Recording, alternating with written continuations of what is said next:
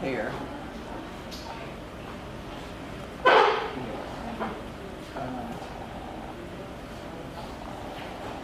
And, well, I haven't folded it, actually. A big part of this is folding. Any of you who might have worked in commercial art or advertising, as I did once, would know one of the things that you did. I did a lot of things in layout and publishing and stuff. And when you're laying out an ad, before you get into the nitty-gritty of it, you very often just indicate. Picture in this one, you'll find, you'll get little pieces in your eye when you see your own setup where the a bit of a comic strip will come through with some color, and then it would be crossed by just by type.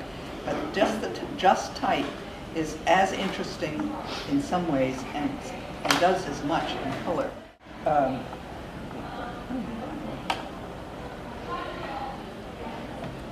It would take you weeks if this became with all the newspaper. It would, but at least I imagine you might. Yeah. One of the pictures in the paper from the show showed what looked like a totally realistic, I mean, I thought it was a photograph. Yeah. And somebody had actually painted all the letters. Well, I mean, so you can do whatever you want. But my intention in this is to find your angle of the type where it lays, and put some pieces of it, or if you're more happy with a bigger, I mean a round and a and that's cobalt and... that's cobalt and actually it says burnt sienna. It looks to me like light red, but they're in the same place. So I mean, I love light red and cobalt. So the ways in which you can change a little bit of the type to indicate that maybe, I don't know, trying to picture here. Is light red a dinosaur? It's many people. It's old. Mine is. And it's opaque. It's really opaque. You've got cotton with lacquer, that's all.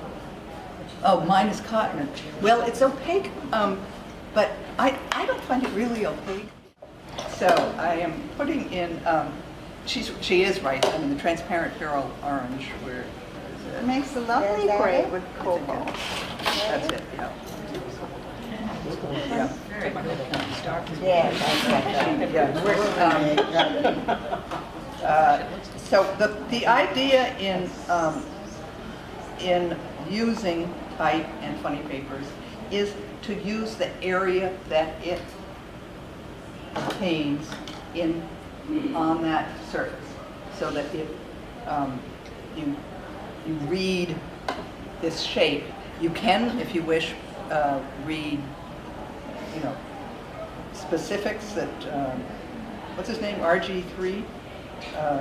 Because some of you may find him on your yeah. But Geo. That's a Find Geo on your Health and... Bam Bam. RG3? Okay, so this turns here. I'm out. And That's what I said. The important thing is to get the angle of the box that the type is going. In other words, if you're going to do it this way, you don't want it sort of. Well, you could. I shouldn't say don't. Everything's doable. And yes, you should be able to do whatever you want. But if you're trying for a little bit, you can. It used to be when I did this many years. Actually, I did it with pencil. Did I do it with pencil? I mean, maybe not there, but 100 years ago. So you can break the line. That's the thing I always have trouble with, making it not look mechanical. Yeah. And it does lead sometimes to, yes, using, and we talked about this with another thing, and nothing to do with this last week, always having something have the same spacing or whatever, which didn't, see that? I just can't. I can't. And in fact, it's called a mechanical when you put the, Right. If you, here I'm doing bigger type, there are ways in which to indicate letters without making it say RG or 3 or whatever this says, which I can't say. Although if you put that in the painting, you probably sell it. Yeah, no, there's nothing wrong with The that. red and the yellow. There is nothing wrong with that at all. I mean, all of these things are what still life can be. Right. So, I mean, and I'm not going into what photorealism and how you could totally have this spelled, you know, anything, your beloved's birthday. But But in this work, the newspaper is the supporting structure as opposed to the focal point. it depends on your painting. well, Or does it could be I mean, either. that's what I'm Well, asking. and that's again what I think is so great about still life. You can decide. You know, I don't care. I'm not don't care, but I'm not making it about the beautiful pears. I'm making it about the newspaper and the informational thing, and the pear becomes secondary. This is, by the way, I see now. I think it's matte for it that I'm working on. But that's interesting too. I mentioned, so it doesn't flow, so this is not going to, but I mentioned how you can pick up on some of the flow of funny paper or type into the pears or whatever, or the pattern bowls.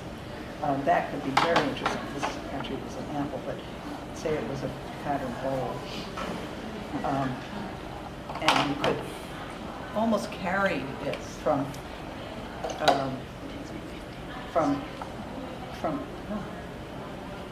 you know how I say so often you need to know your amount of water. Because we all know the exact amount. You know, and this is even weirder because it's matte work, so it doesn't matter. It's not going to travel. These blue and white, I think they're all blue and white, are so much fun. So you be the controller there. You be the decider.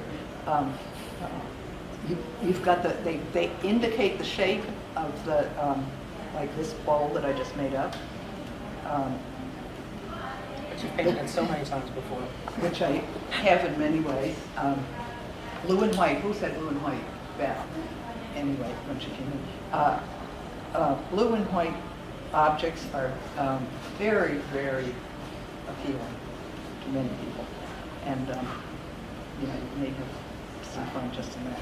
But then, if you can catch a place, say, where, I'm making this up, but this blue and white of this pattern here just comes down and falls into this river of type, or river of